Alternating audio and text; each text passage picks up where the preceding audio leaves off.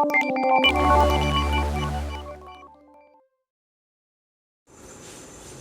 morning students, how are you all? So in the last video we have started exercise 2.1 and we have solved question number 1 to 6, and in today's video we are going to solve question number 7 and 8 from the same exercise, that is exercise 2.1. But before moving on to the next question students, take out your homeworks and match the answer. Here explanations we have already done, so simply I have written the answers of that homework, match your answers.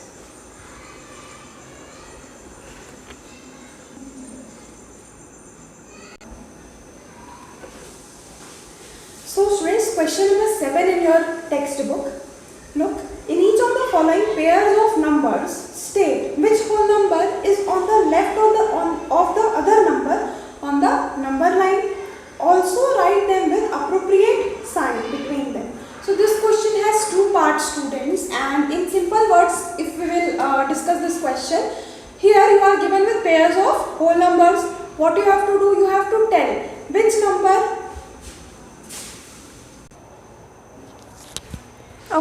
which number is on the left of the other but on number line. I have explained you number line in the first video, introduction video. Remember now students? If you are confused, go and check that video again. Okay. And after telling which one is on the left of the other, you have to put the greater than or less than sign also between the given pair of numbers. Let us start students. Point A. 530 and 503. 530 and 503. Just by looking at the number, can you answer which number will come on the left side of the other on the number line? See, again I will explain you one trick. With the help of that you can do this. So for example, I am making a number line. Okay, it is not necessary to make the number line, but to explain you I am making. If you will use this method, it will be very easier for you to answer. Okay, now you know that after 0 we write 1, 2, 3 and we go on. So 530 and 503, which number will appear first on the number line?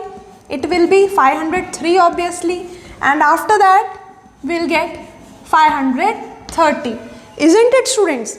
So 503 and 530. Now by seeing, by looking, by observing, you can very easily answer that which whole number is on the left of the other on the number line. Okay, so this is your right side and this is your left side. Isn't it students? Right side, left side.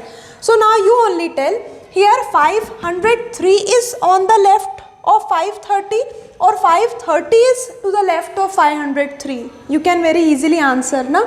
Here we can see that 503 is on the left side of 530. Okay, and where is 530?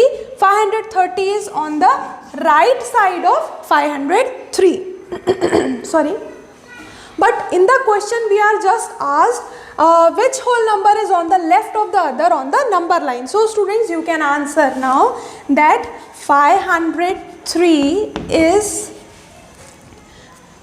on the left of 530. Clear students? And then also you have to answer, write the appropriate sign, means you have to tell which one is greater and smaller. So here 503 is less than 530. Clear students? This I am rubbing because it was just the way to explain you. Okay, so here 530 is greater than 503. Like this you can solve each and every question for point for question number 7. Let us see other points students. Point number B. Then 370 and 307. Now again imagine how to solve. Imagine a number line in front of you students. Okay, which number will come first? Obviously 0, then 307 and then 370. Now again which number is coming to the left of the other? Okay, by solving this again it is very clear to us that smaller number will appear on the left side of the greater number, isn't it? Otherwise you can again use a number line method also. So here I will write 307 here I'll write 370, isn't it students? Now you can easily see 307 is on the left side of 370. So now let us write that 307 is on the left of 370. Then students, which one is greater, 307 or 370? Which one is greater? 307 is less than 370 and 370 is the greater number. Clear students? Okay, now let us see next point, point number C.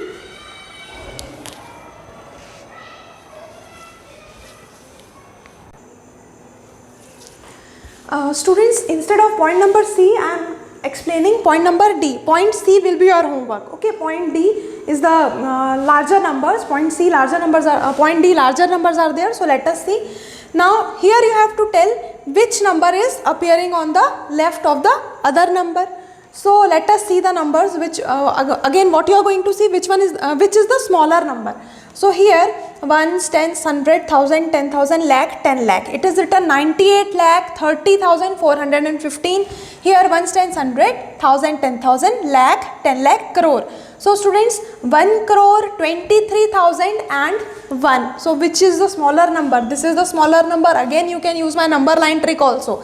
Otherwise simply also you can answer here that 9830415 is on the left of 1 crore 23,001. Then which one will be greater? 9830415 is less than 10023,001. Okay students, you can note each and every answer, and with this we have completed our question number 7 also. Don't forget to do the homework. Mark it as homework. Point C as your homework. And now let us quickly see our next question, that is the last question of this exercise, question number 8 students. So students, for question number 8, what you are going to do is be ready with your textbooks again. Okay, here I have simply written the points A, B and C. The statement you have to see from your textbook. So for this question, keep your textbooks in front of you. Let us start students. Question number 8. Which of the following statements are true and which are false? And here A to M statements are given. See students, if you have cleared each and every topic that I have explained you, means the explanation which I have given you in the first video, if that is clear to you, then this question very easily you can solve. Okay, let us see. Point number A in your textbook students, 0 is the smallest natural number. Is it true or false? 0 is the smallest natural number.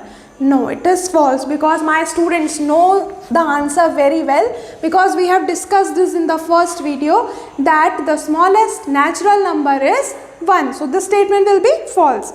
Point number B students, 400 is the predecessor of 399.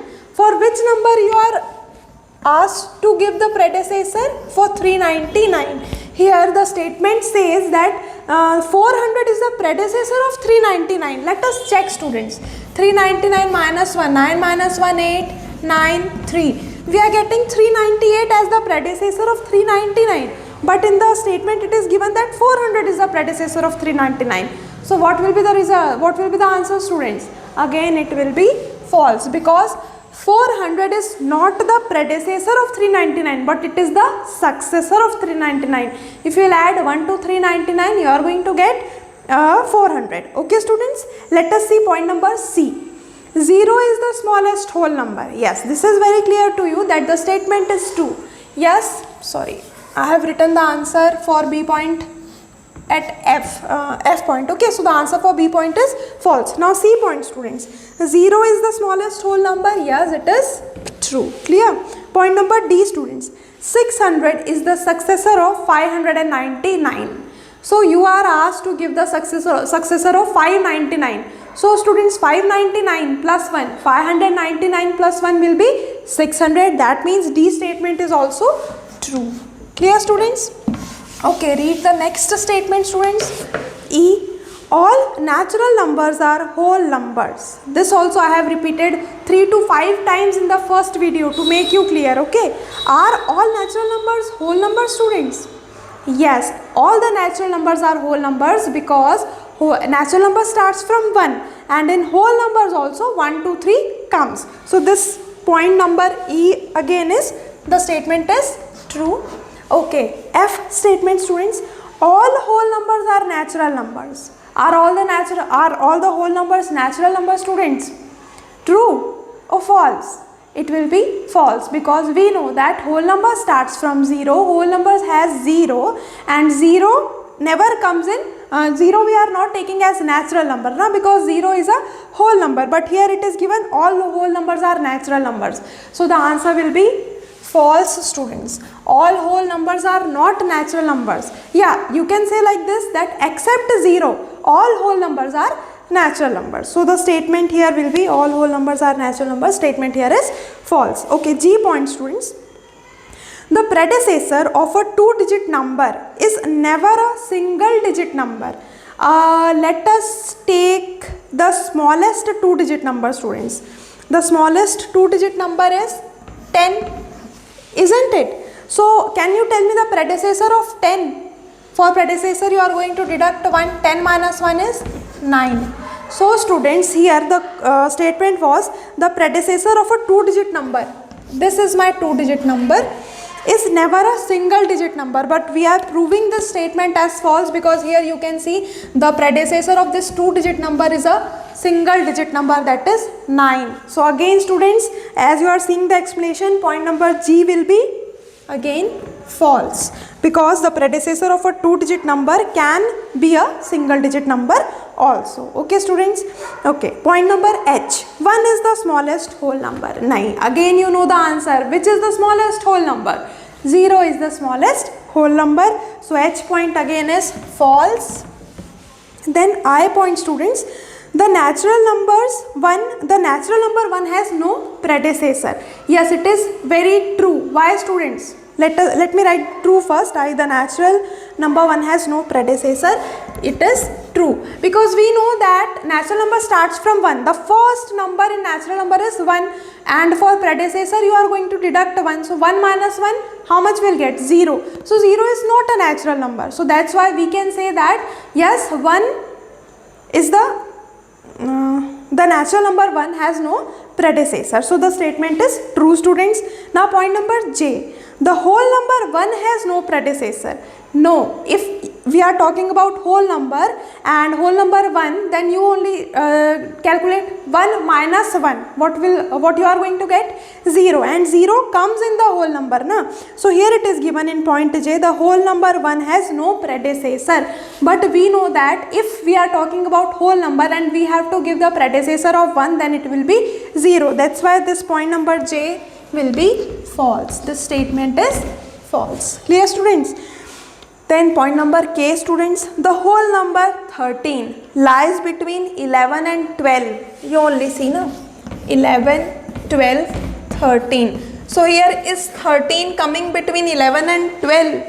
No. So this answer is also false. The whole number 13 lies between 11 and 12 is false. Okay, point number L. The whole number 0 has no predecessor. Yeah, this is correct. Before 0 nothing comes. The whole number starts from 0 and here it is given the whole number 0 has no predecessor. So we will write it as true. Clear? Okay, last point, point number M. The successor of a 2-digit number is always a 2-digit number. Let us check this also, students. The successor of a 2-digit number is always a 2-digit number. So students, which is the greatest 2-digit number? Can you answer? I am asking you greatest 2-digit number. Greatest 2-digit number is 99. Okay. Then can you tell me the successor of 99? For giving the successor of 99, you are going to add 1 and we know that 99 plus 1 is how much? 100. Here this was the greatest 2-digit number or 2-digit number and here you can see its successor is a 3-digit number, students. Now again we will read the statement. The successor of a 2-digit number is always a 2-digit number. So is it necessary that the successor of 2-digit number will always be a 2-digit number? No, you can see the explanation, it is false. Okay, so here for point M again we are going to write false. It is not necessary that the successor of 2-digit number will always be a 2-digit number. So students, with this we have completed our first exercise, exercise 2.1. I hope question number 7 and 8 both are clear to you, and do your homework. That's all for today. In the next video we are going to start with our next exercise, that is exercise 2.2, and along with your homework which I have given you now, one more work for you. What you are going to do is, again just take out the first video and watch it, revise each and every property. I have explained you know properties of whole number. For exercise 2.2 we will be using those properties only, students. So your homework is solve point number C for question number 7 along with the revision of properties of whole numbers. Thank you.